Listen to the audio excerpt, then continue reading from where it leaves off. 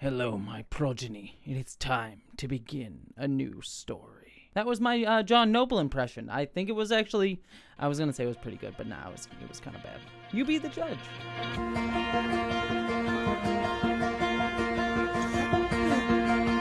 Hello, interwebs! I am here to review, finally, the mid-season premiere of Star Trek Prodigy, this time Season 1, Episode 11, Asylum. And I'll be quite frank with you, I have been very excited to talk about this show. It was, I when I first reviewed this show, I obviously had a lot of criticisms, a lot of things to say about it, but I ultimately really, really liked it and found that the show got better and better as it went along. And then even more so, once the show goes off the air and you get some distance from it, and you sort of think about the episodes that you've seen, two things tend to happen. One, the flaws tend to stick out more, and you start to be like, yeah, I can see more issues of it now that I have some distance of it. Or two, the flaws fade into the background, and you start to really have an earnest love, and absence makes the heart grow fonder, as they say. And that is most definitely what I've had with Star Trek Prodigy. The more that I've been thinking about it in this off season without these episodes, the more I've been like, I really want to get back to it, because it's been really exciting. To be quite frank with you, this is probably one of my favorite Star Trek shows on right now. Star Trek Lower Decks still has my heart. I still love Star Trek Strange New Worlds, and Discovery is my messy friend who I love and adore, though I see the problems with, and we won't talk about Star Trek Picard here. Anywho, but Prodigy is just this show I think is really doing something special. It's capturing the love of Star Trek for kids, and yet telling this really interesting story that has some intriguing mystique to it that I really just, the more I've been thinking about it, the more I'm just ooh, I kind of want to know what's going on with this stuff. So I'm just very excited to get back to Prodigy. And as I've always said about big franchises, I think animation is the area of big franchises where the future of a franchise it grows from. I mean, look at Star Wars right now. So much of the Disney Star Wars properties on Disney Plus are pulling from animation. And so if you want to know what Star Trek's going to be like 10 years from the line, look at Prodigy. And I think that if that's the case, we are in good hands, because this premiere was excellent. It not only set up a new status quo for our characters, a new driving forward thing, it answered, or at least gave hints towards some mysteries in the series, and sort of drive those forward, while also giving us wonderful character moments, and also setting up another intriguing plot with none other than actual Admiral Janeway herself. We've had hologram Janeway, but obviously we had teased the real Janeway showing up at the end of last, I'll say season, but her storyline here, I'm very intensely curious to see how this is all going to go and shake out, especially some developments that we get.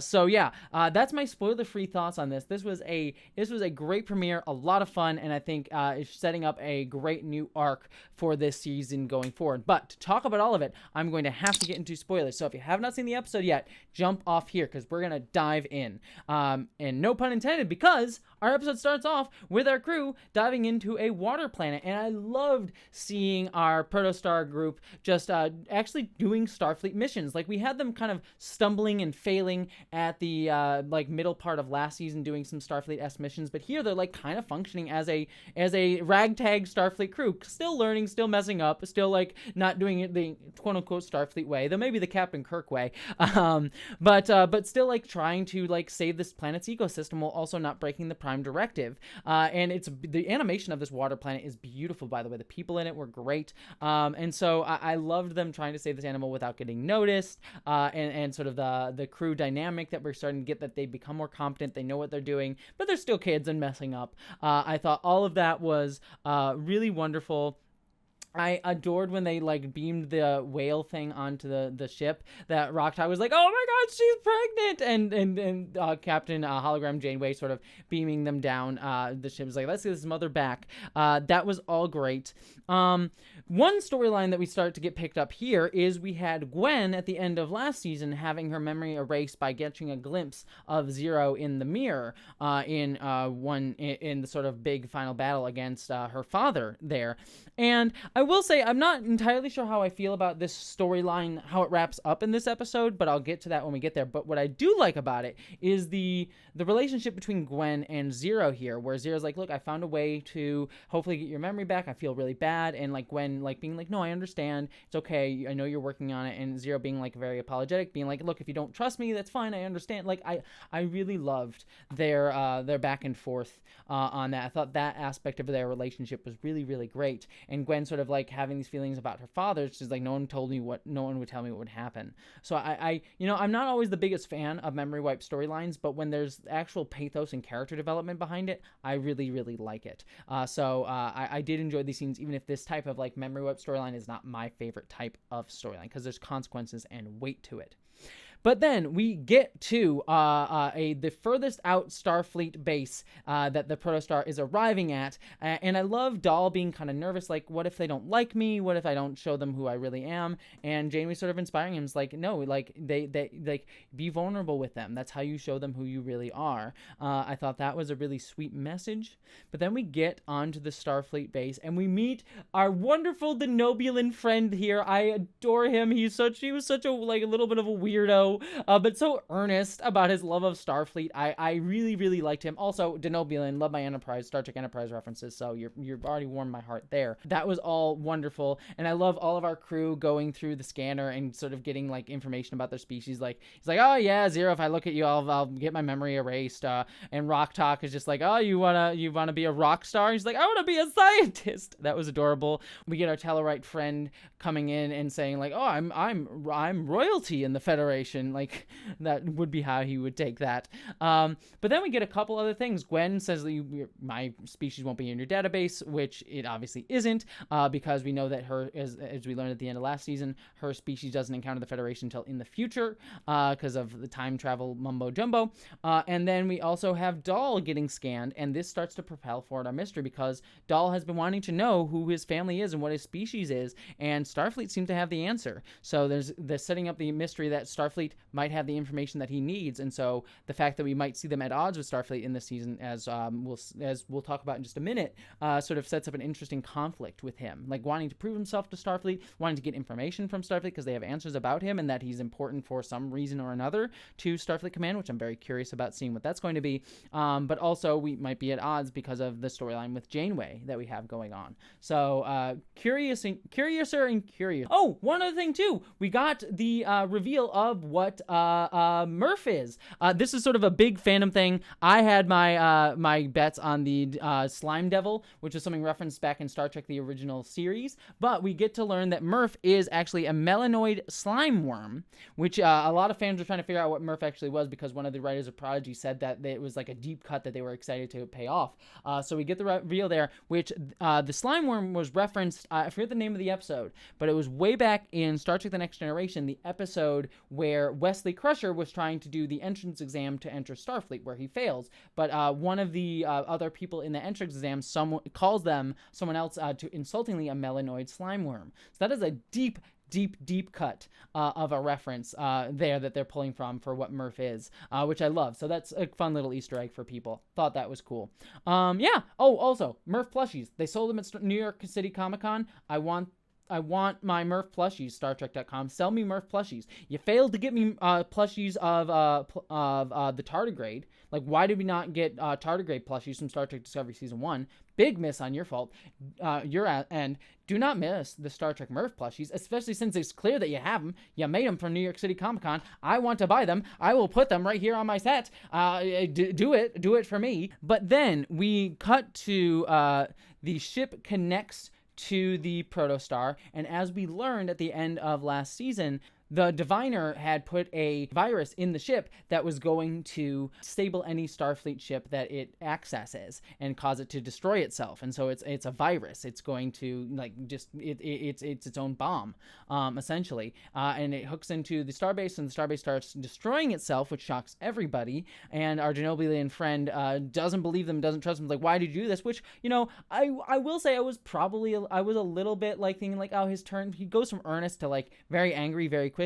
But I can also see it from his point of view. The ship shows up, they say they stole it, and then it starts causing your own like home to blow itself up.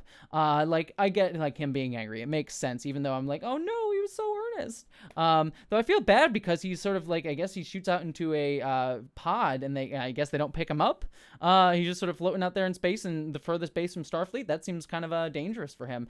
We'll see if he comes back up. I hope he does. But then we have our crew trying to get off the station. And then I love that Rock Talk sort of does her like mathy thing, and we get to see that she is a scientist. She likes to do that sort of thing. But she jumps off, and they sort of time getting to the protostar, but she actually fails a little bit, which I actually kind of liked, because it would have been very easy to have her be like, oh, she nails it, she gets perfect spot on, but it's like she's in a stressful situation, she's still learning, and so it showcases that she's really good at what she does. She is like competent, but she still has a little bit of learning to do. So like the fact that they get close but not completely on the dot, I think like I like that for Rock Talk. Like it shows that she needs development, but she's still very capable.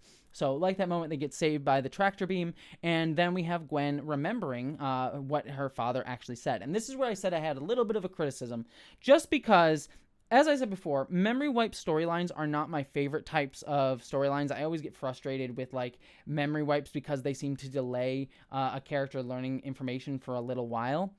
And to a degree, so I'm going to sound a little bit contradictory here, but that's why I dislike memory wipe storylines. But here, the memory wipes, at the end of this episode, Gwen says, like, I remember everything. And clearly remembering that the protostar is a bomb. Now, the reason this frustrates me is that it's only been one episode since she had her memory wiped. And so the fact that her memory got wiped doesn't really seem to have long-term consequences for her. It only seemed to be done so that we could have this like one action beat with the star base blowing up. And again, that cases as stakes. So to a degree, I get it. It's like if you had her tell them that at that moment and like have that piece of information, it wouldn't allow us to see the stakes of this. It wouldn't have this dramatic episode that we had here. And yet I am a little bit frustrated on the other hand of it. Like if you're going to do the memory wipe storyline, have it last a little bit longer instead of one episode where it's clearly been done to just create one single conflict for an episode. You know, I would have rathered a little bit more of a lasting consequences to it. Now, maybe there will be some more lasting consequences from it in episodes 2 or 3 of this season going down the line. Like maybe Gwen will be, now that she has a memory back, will actually be more upset at Zero for having wiped her father's memory or something like that. So I'm not wholesale throwing it out and saying like, oh, this bothers me. But I don't know. I just feel like the fact that you resolve her memory wipe storyline, you know, it's not a storyline that I would have loved to do, but if you're going to do it, do it. And it just felt a little bit wasted here. So yeah, that's my kind of, I'm conflicted on it. I can see why they did it, but also, and I also don't appreciate the storyline all that much anyways, or at least those types of storylines anyways. But the fact that it's resolved quickly also kind of irks me a little bit. So that's my one major criticism of the episode.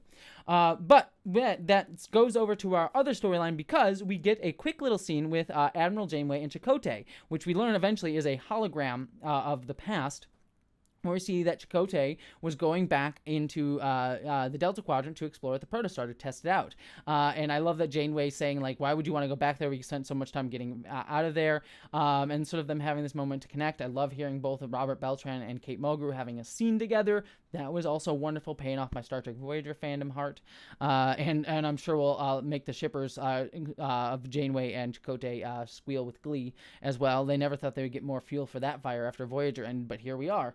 So that was that'll be fun. But I like Janeway sort of, it sets her off as a character arc, having been like, I want to try to figure out what happened to Chakotay. It sort of it reminds new audiences, or sets up new audiences to know this relationship between Chakotay and Janeway, and reminds us as Voyager fans of their friendship and why she would want to care and find Chakotay. So a good scene there. But then this propels us into the last scene where Janeway shows up at the what was it, Teglamora? I forget the place the Diviner controlled. I forgot the name of it off the top of my head. But she shows up there and they find the Diviner's body, which is interesting to me because he has had his memory wiped.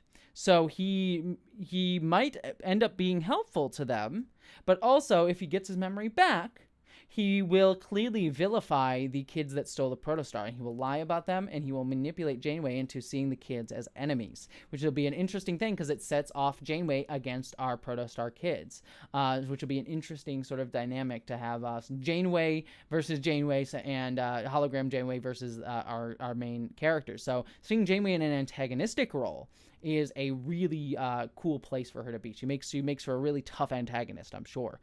So yeah, that's an interesting place to head with her character, and it's an interesting arc to begin off the season. So, like I said, other than my little quibbles with the Gwen memory wipe storyline, I thought this was a great premiere. It sets up the stakes for the rest of the season, sets up our character arcs for the rest of the season, creates a new status quo for our characters, still showcases that Starfleet love and joy, and does so in a way that welcomes in new audiences in the way that Prodigy should, as a show for new audiences to Star Trek.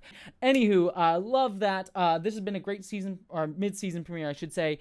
Excited to see more Prodigy, but I'd love to hear your thoughts down below. Are you excited to see more Star Trek Prodigy or not? I'd love to hear all that down in the comments below. But beyond all of that, thank you so much, my friends, and I hope you all live long and prosper.